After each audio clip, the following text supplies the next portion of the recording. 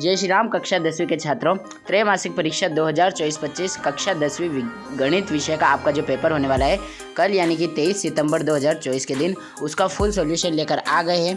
तो आज के इस स्पेशल वीडियो में हम बताने वाले हैं आपको पूरे के पूरे 23 के 23 प्रश्न हल करके, और आप लोग जो है पूरे 75 अंक लेकर आने वाले हो, ये हमारी गारंटी है। तो वीडियो को लाइक करके चैनल को सब्सक्राइब कर लो और बेल नोटिफिकेशन को ऑन जरूर कर लीजिएगा, क्योंकि आज के यह वीडियो में आपको पूरा हम 2 वीडियो में मिलकर इसका उत्तर बताने वाले, ठीक है। तो यह पार्ट 1 वीडियो है, इसमें मैं आपको ऑब्जेक्टिव प्लस 2 अंक के प्रश्न उत्तर बता दूंगा। उसके बाद पार्ट 2 वाला वीडियो देख लीजिएगा, वहाँ पर आपको जो है मिल जाएंगे 3 अंक और 4 अंक के बड़े प्रश्न, जिन्हें समझने में थोड़ा समय लगता है, तो वह भी मैं आपको विस्तृत में समझा दूंगा, ठीक है। तो पहला प्रश्न देखते हैं। 6 अंक में सही विकल्प चुनकर लिखिए।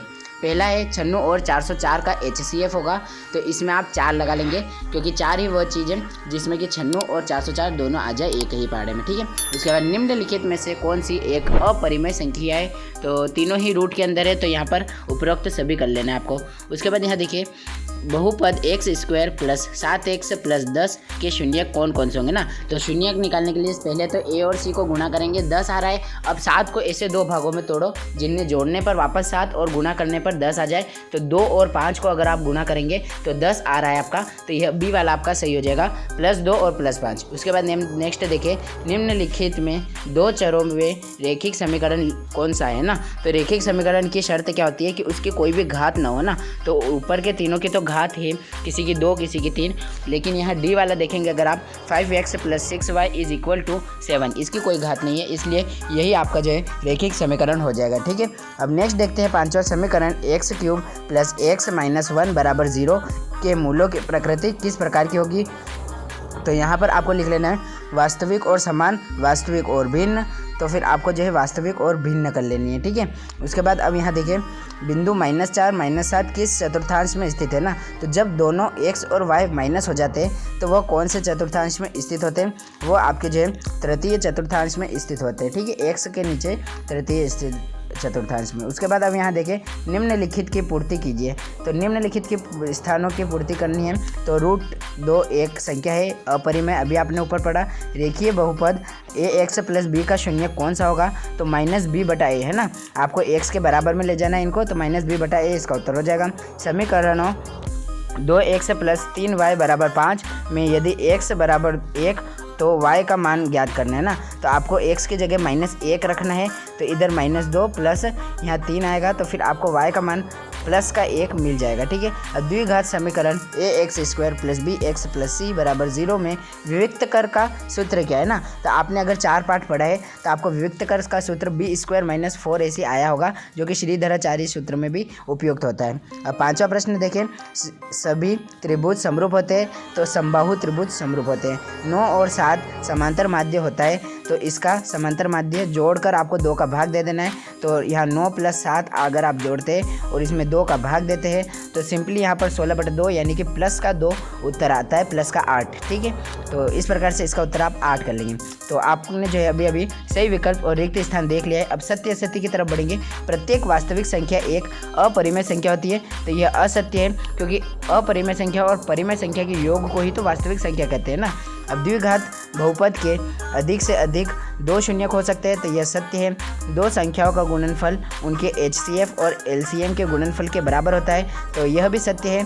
उसके बाद जब d यानी कि विविक्तकर का मान बड़ा या बराबर होता है 0 से, तो वर्ग समीकरण के मूल वास्तविक होते हैं, तो यह बिल्कुल सत्य है। बीजीय गणित x² - 2√x + 7 का कोई बहुपद नहीं होगा, तो यह सत्य है, क्योंकि आपका जो चर है x उसे रूट में रखा है, इसलिए यह बहुपद नहीं मानी जाएगी। यदि एक त्रिभुज के 2 कोण एक अन्य त्रिभुज के क्रमशः 2 कोणों के बराबर हो, तो वह त्रिभुज समरूप होंगे, तो यह सत्य है, और यही इसकी परिभाषा भी है, समरूप त्रिभुज की परिभाषा, ठीक है।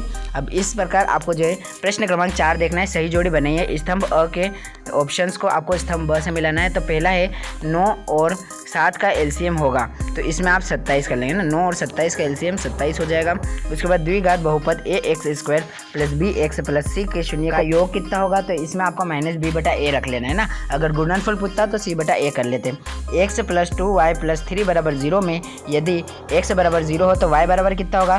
तो अगर 0 के उधर साइड भेजते अपन तो 3/2 को भेजते तो -3/2 आपका उत्तर आ जाता y का मान, है ना। और द्विघात समीकरण इसके मूल कौन कौन से होंगे, तो 0 और 3 इसके मूल हो जाएंगे। समांतर श्रेणी का nवां पद, तो समांतर श्रेणी का nवां पद होता है an बराबर a प्लस n-1d। उसके बाद लास्ट देखिए सभी समबाहु त्रिभुज होते हैं, तो सभी समबाहु त्रिभुज समरूप होते हैं ना। इस प्रकार से आपके जो है सही जोड़ी मिलाकर मैंने बता दी है। आपको इसका स्क्रीनशॉट लेने की कोई जरूरत नहीं, क्योंकि हमने जो है ऑलरेडी टेलीग्राम चैनल पर सब कुछ डाल चुके हैं। जी हाँ, आपका जो है कक्षा 9वीं से लगाकर कक्षा 12वीं तक के सभी छात्रों की त्रैमासिक परीक्षा 2024-25 चल रही है, जिनके आधे पेपर्स तो हो चुके हैं, लेकिन 28 तारीख तक और चलने वाली है। तो आपके सभी विषय के लिए हम जो है रियल पेपर, मॉडल पेपर और बहुत सारी जो है कंटेंट लेकर आते हैं हमारे टेलीग्राम चैनल को। तो उसे ज्वाइन कर लीजिए, पांचाल स्टडीज ऑफिशियल नाम का टेलीग्राम चैनल, जहाँ पर PDF, फुल सॉल्यूशन, नोट्स और काफ़ी सारे IMP क्वेश्चन आंसर और सवाल वहाँ पर मिल जाएंगे, जो कि ऐसे कैसे आपके जो है परीक्षा में बैठने वाले। ठीक है, तो आप लोग जो है सिंपली अपने मोबाइल में जाइए और अपने टेलीग्राम चैनल को, अपने टेलीग्राम ऐप को ओपन करके यहाँ पर सर्च कीजिएगा पांचाल स्टडीज़ ऑफिशियल, और सबसे ऊपर जो चैनल आ जाता है तो वही हमारा चैनल है। तो इसके आप जाकर देख सकते हैं किस प्रकार से हम जो है समय समय पर आपके लिए रियल पेपर लेकर आए और साथ में क्वेश्चन आंसर भी दे कर दिए ना, ला कर दिए। अब इसके बाद अब यह बात करें आप एक शब्द या एक वाक्य में उत्तर की, तो पहला पढ़ते हैं हम द्विघात समीकरण का मानक रूप लिखिए। तो इसका उत्तर हो जाएगा ax² + bx + c बराबर 0। उसके बाद रैखिक समीकरण y बराबर mx + 3 में यदि y बराबर -2, y बराबर x बराबर -2, y बराबर 5 हो तो m का क्या मान होगा। तो m बराबर हो जाएगा 1, है ना, यानी उसकी ढाल हो जाएगी 1। अब -2, 4, 10 ये इसका सार्वंतर क्या होगा। तो सार्वंतर घटाने मान के लिए आपको जो है b में से a घटाना होगा, यानी 4 में से -2 घटा लीजिए तो आपका उत्तर आ जाएगा माइनस प्लस, यानी कि 6 का सार्वंतर होगा ना। या फिर आप 10 में से 4 घटाते तो भी आपको 6 का सार्वंतर मिलता है। ठीक है, इसका उत्तर आप सार्वंतर d बराबर 6 से कर लेंगे। अगला देखिए, क्या सभी वर्ग समरूप होते हैं। तो जैसा कि आप जानते हैं इनके सभी कोण 90 डिग्री के होते हैं, तो 90 डिग्री बराबर 90 डिग्री यानी कि समरूप हो जाएंगे। हाँ लिख लीजिएगा इसका उत्तर। अब समीकरण जिसमें 4 की अधिकतम घात 2 हो तो वह कौन सा समीकरण कहलाता है। तो यह ध्यान से पढ़िए, चर की अधिकतम घात अगर 2 होती है तो यह वर्ग समीकरण कहलाता है। मूल बिंदु के निर्देशांक सबसे सिंपल 0, 0 हो जाते हैं। ठीक है, लिखना बिल्कुल आपको इसी प्रकार से 0.0 नहीं बल्कि 0,0 करके लिखना है। ठीक है, अब आपको जो है इनके उत्तर देखता हूँ मैं प्रश्न क्रमांक 6 का। तो देखिए यहाँ पर हम जल्दी से प्रश्न पढ़ते हैं। संख्या 135 और 225 का HCF ज्ञात कीजिए।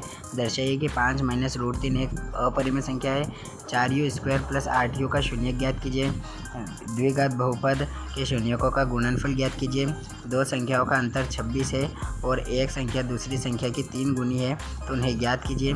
इसके अथवा में समपूरक कोणों में बड़ा कोण छोटे कोण से 18 डिग्री अधिक है, उन्हें ज्ञात कीजिए।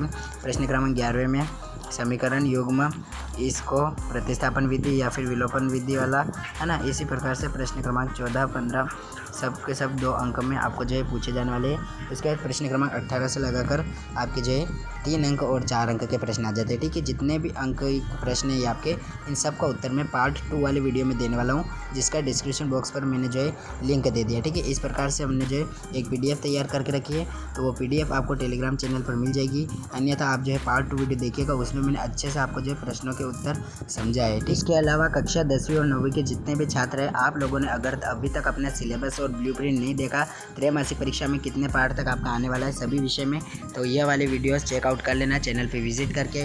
और पार्ट 2 वीडियो ज़रूर देखिएगा, उसमें काफ़ी अच्छे से आपको सवाल समझाए गए हैं। विस्तृत वीडियो है लेकिन अच्छा वीडियो है। Thanks for watching, all the best.